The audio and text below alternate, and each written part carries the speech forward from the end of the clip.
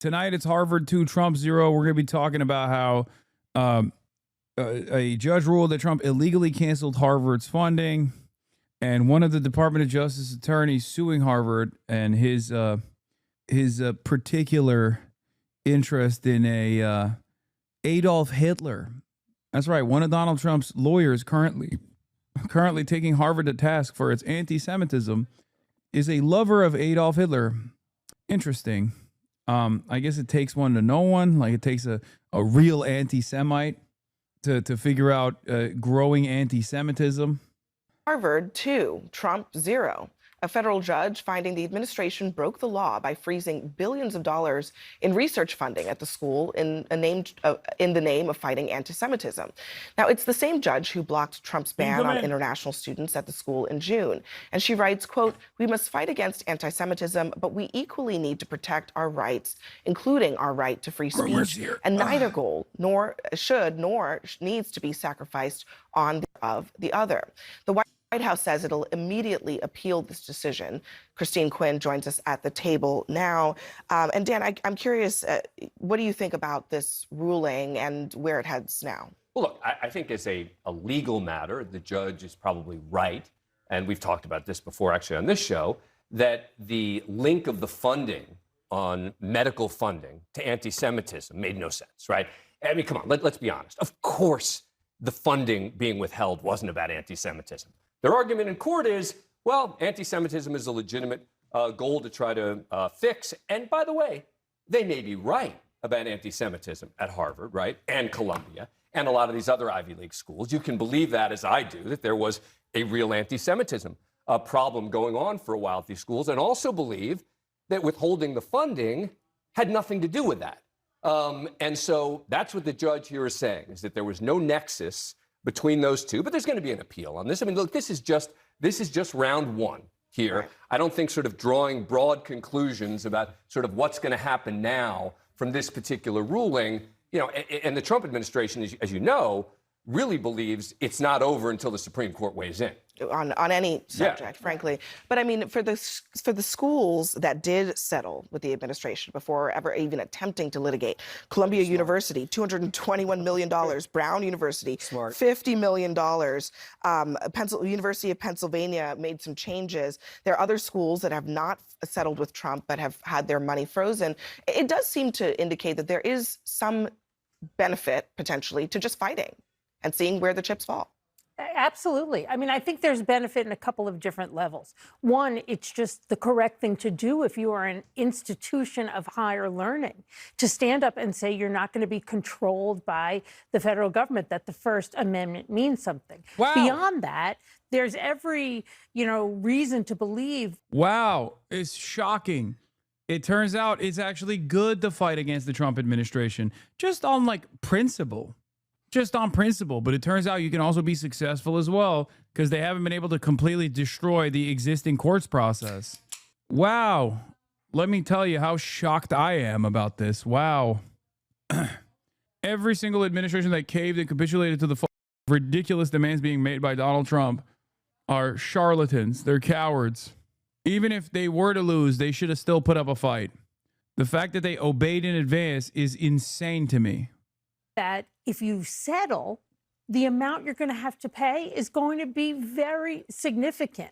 And it's going to be much harder, I think, to get your alumni network and other donors to rally once you've settled versus if you're fighting the good fight on behalf of the First Amendment and academic freedom. And it's interesting, further on in the judge's decision, she references that there could be, we don't know, many Jewish people who have been fired because of the potential cuts in funding, that research into conditions that affect the Jewish community. Yeah, it's also like Jewish students were expelled in this process for being anti-Zionist.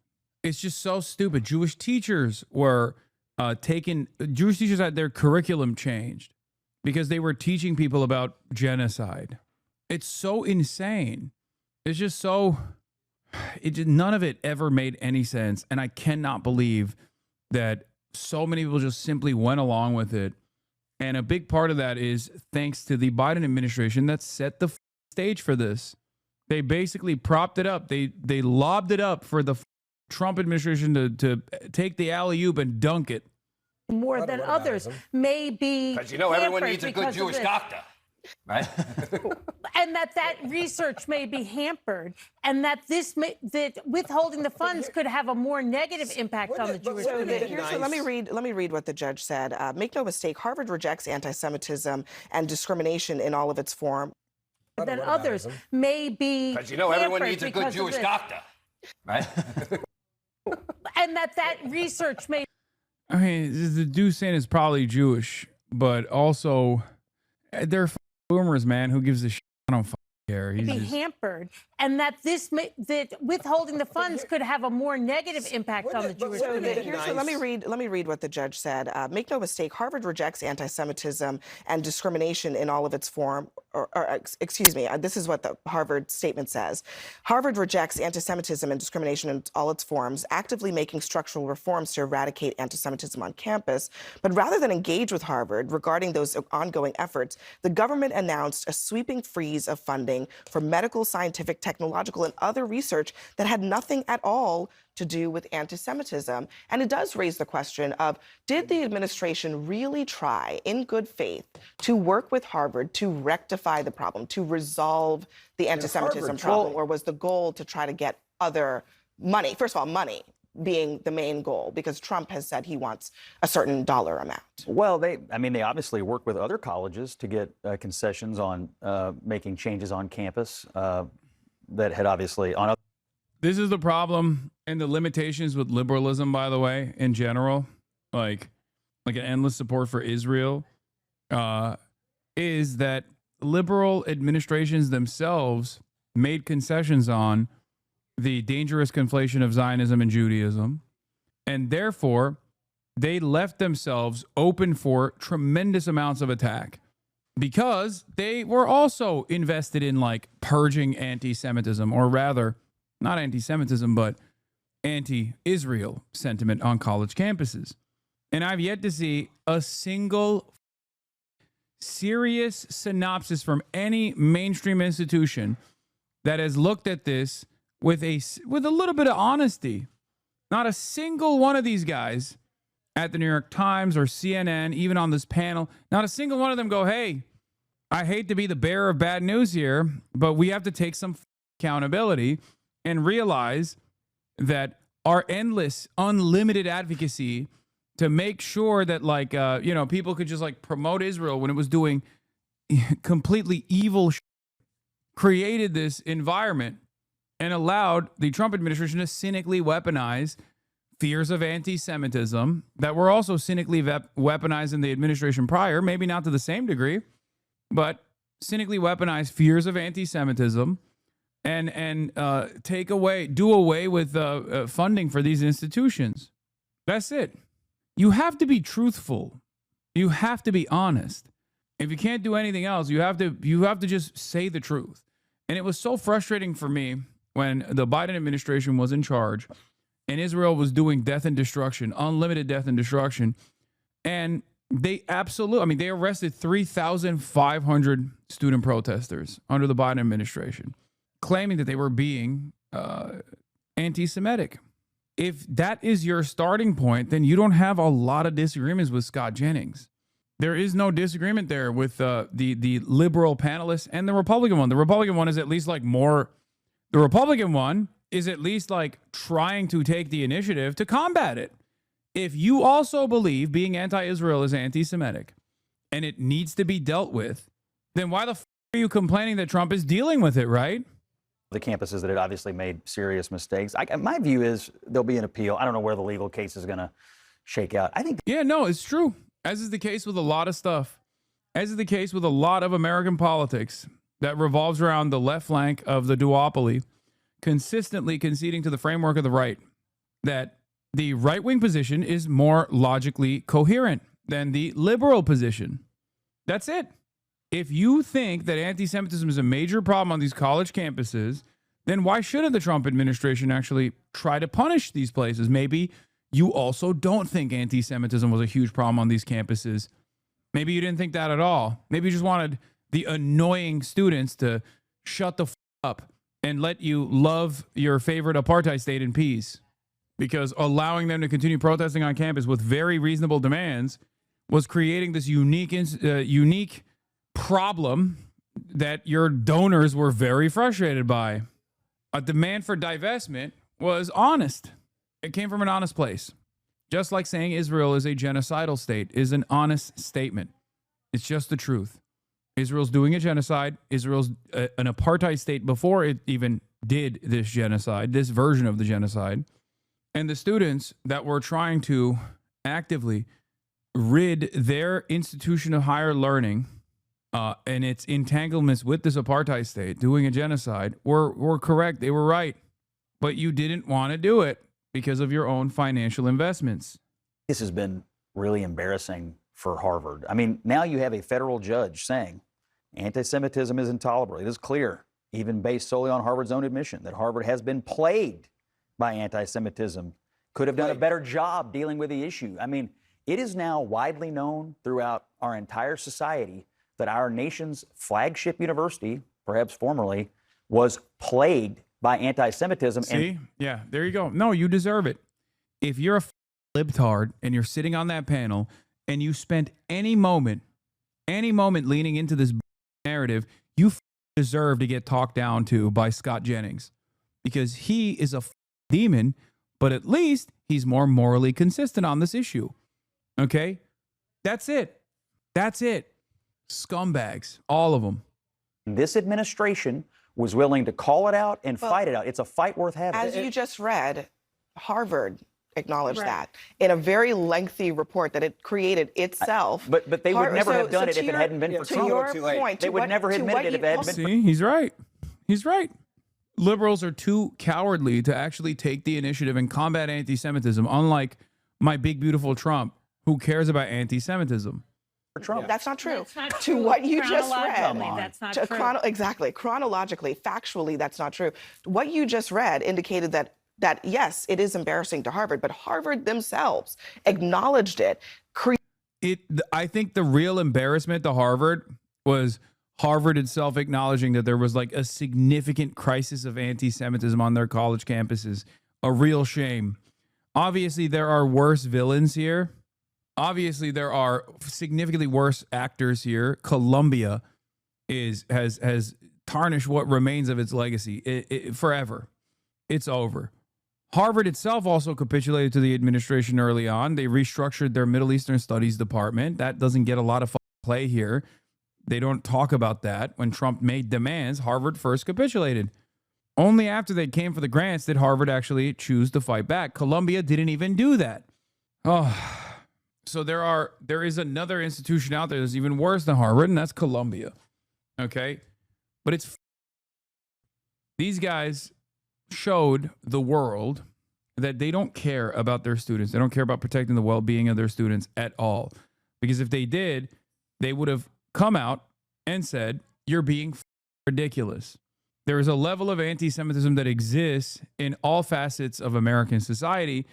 Our college campuses, by your own admission, are way more woke than the average place, okay? Than the Jiffy Lube down the corner. The notion that there was a tremendous amount of increased anti-Semitism on college campuses is completely and utterly ridiculous. It is a cultivated fake narrative. The real issue on these college campuses is that Zionist groups were doxing students, harming them. Openly. They had doxing trucks on like October 9, 2023, plastering people's faces on college campuses for writing an editorial piece that was damn near identical to Haaretz's editorial piece, like almost identical. People were getting fired. Melissa, what's her name? Barrero, the actress that worked on Scream, was fired from her upcoming Scream project, Melissa Barrera, because she posted Jewish Israeli Holocaust scholar Roz Segal's piece about Israel doing a genocide on the Jewish Currents magazine. She posted a screenshot from the Jewish Currents magazine, and she got fired. And they didn't even say like she got fired for we're parting ways in an amicable way. They openly stated that that was the reason why they were firing her, because they said that was anti-Semitic. People were falling left and right. It was insane. We were there. We saw it. And liberals totally got swept away with this fake panic. Fake panic whipped up, fake hysteria whipped up with the express purpose of offering unlimited and unconditional support to the apartheid state that everyone who was familiar with its ways was aware was gearing up for a genocide. And it's not like they hid that. They said it openly. They said, we're fighting human animals. That's what the Secretary of Defense said. Defense Minister said, Yoav Galan, with an arrest warrant from the ICC, by the way, even though he freely travels to the United States of America all the time. He said, we're fighting human animals. We must shut off their food. We must shut off their water. We must shut off their electricity. That was a week after October 7. Benjamin Netanyahu said, we're fighting Amalek. We have to kill all of them, even their children. Another war criminal. There was an arrest warrant at the ICC.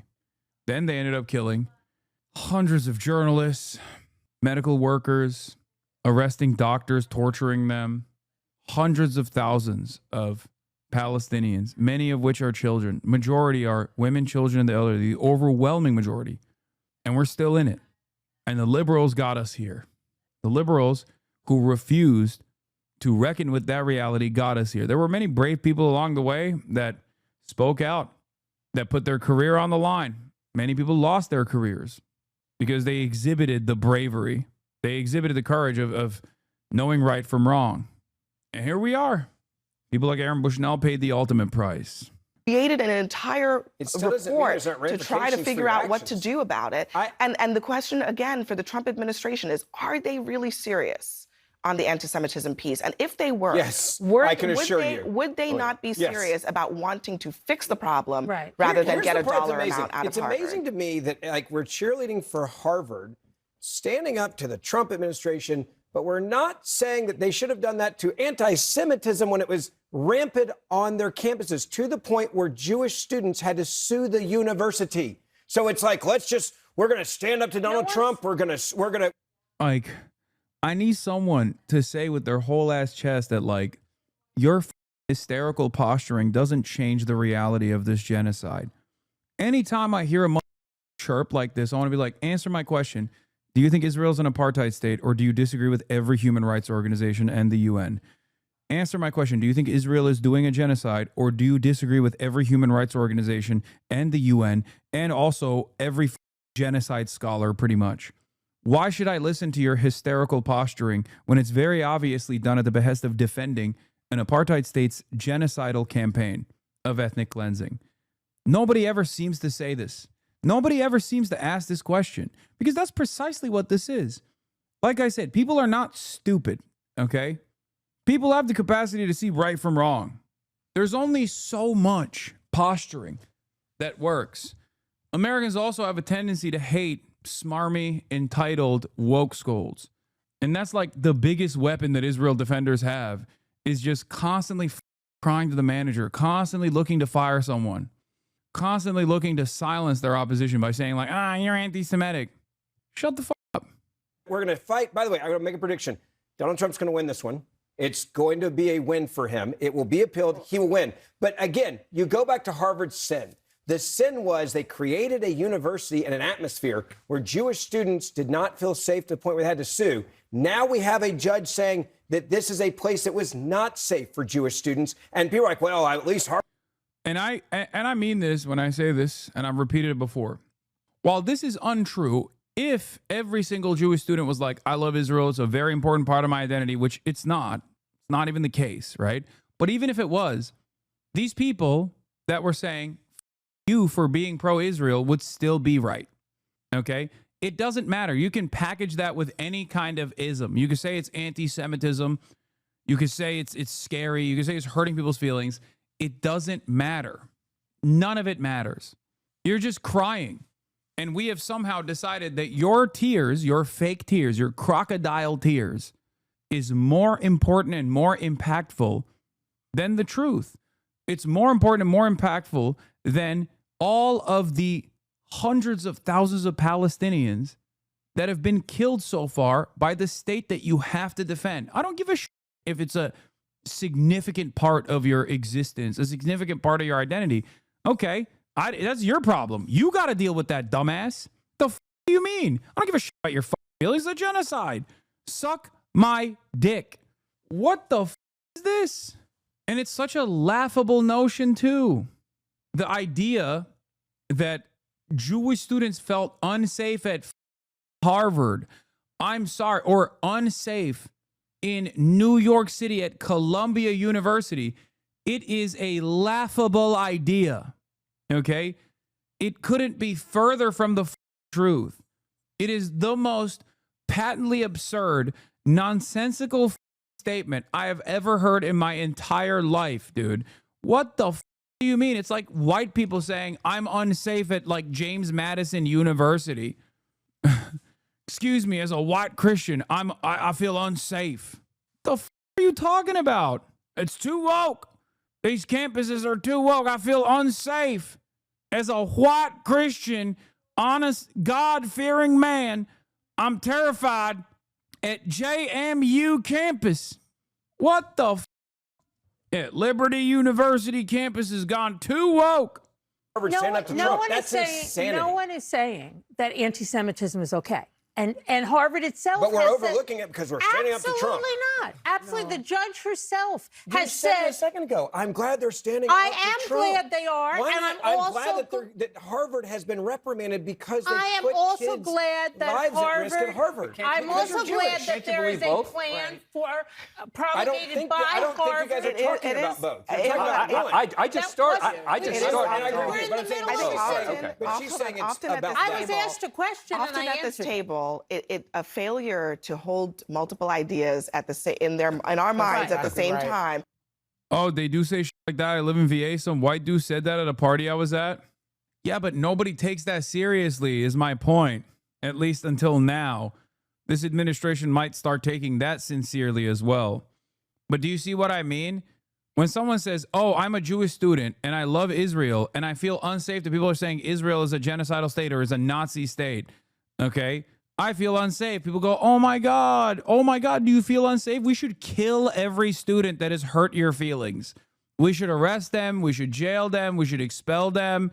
I'm so sorry. I'm so sorry that you feel that way. When a white Christian, when like a Republican Mormon guy at BYU turns around and says, I feel unsafe. I can't practice my religion any longer. BYU is too woke. You would laugh at that person. You'd be like, shut the up, dude. The do you mean? Go soak your girlfriend. The are you talking about? Oh, you feel unsafe? We got to deport these people. Suck my dick. Like the situation with Israel's genocide is such a clear-cut, severe wrong that it's like even the like real instances of anti-Semitism are not enough to make up for this like moral wrong. Like, what are we talking about? Like, what do you mean? Oh, there's anti-Semitism. Okay, what do you want me to do? Shut the f up about Israel slaughtering children? Get the f out of here. It's ridiculous. It is completely ridiculous. As I've said before, the reason why you hate anti-Semitism, the reason why you hate all manner of bigotry is because that kind of dehumanization can lead to the type of violence that Israel is doing to the Palestinians right now. What the f are we talking about? That's real violence. That's not hypothetical violence in the future, or that's not real violence that took place against Jews in the past. That's real violence happening right now. Okay? You can't say, oh, I feel unsafe. Hypothetically, some violence might come my way for defending the genocidal apartheid state right now as a mechanism to defend Israel. Like, that's ridiculous. Is the reason that we end up in these back and forths. But it is possible to say Harvard was wrong. And also, as the judge has said, you cannot try to rectify that by stomping on other rights. Harvard just made a deal like the other universities did. But the problem is what happens when those, one quick point. So they made deals, right? What happens when there's another anti-Semitic incident now on one of those campuses? Then actually deal with it. Oh, and no, brush okay. it under the rug like Harvard did. No. And allow it to fester. But you know what else is going to happen? There's going to be another threat. Right.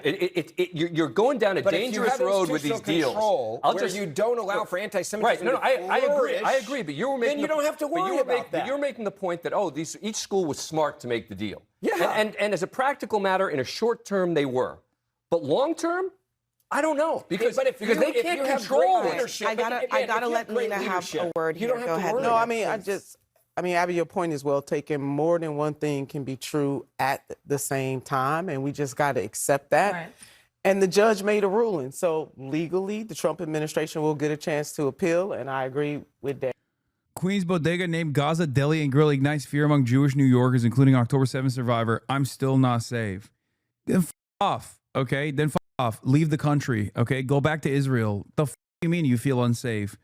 Oh my God, the mere mention of Gaza. Like, this is what I mean. You're just a racist, dude. What are you talking about? It's like when racist white people, like Klansmen, being like, well, there's black people around, and that makes me feel unsafe. Okay, that's a you problem. This is no different than a racist white supremacist saying, it scares me that black people are able to drink from the same water fountain, and it should be treated as such. So much of the pro-Israel fake hysteria, the cynical weaponization of anti-Semitism, comes from just straightforward anti-Arab, anti-Muslim sentiment, okay? It's just hatred through and through. And yet we have, for far too long, allowed this kind of sentiment to continue as though it's a sincere request, okay? When a Christian nationalist person turns around and says, it scares me that there are black people around me, you don't actually take that seriously. You go, shut the f up, you're racist, suck my dick.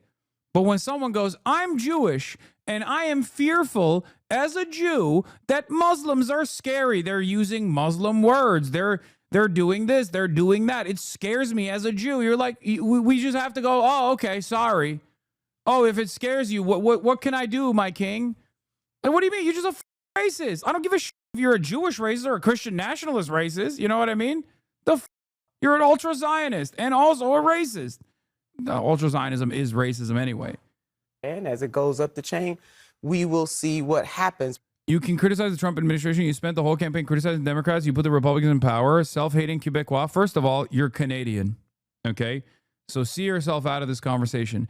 Number two, if the campaign actually listened to my very reasonable criticisms that literally ended up, actually, as I said it would, causing the campaign to lose to Donald Trump twice now, okay? The expectation from you is that I should have shut the fuck up and lied and said, and told you a lie.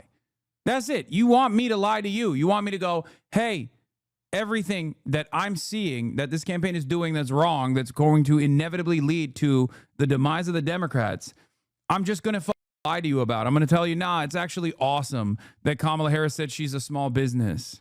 That's great. It's bait? Okay, take a week off. But to a hammer, everything is a nail. And so I do not necessarily believe that the president, through his actions on this issue, really tried to work this out without penalty first. He went in to penalize first instead of saying, let's take care of this and get this right. I'm glad that Harvard admitted it, working to rectify it. Discrimination, racism, bigotry of any form should not be tolerated on any campus.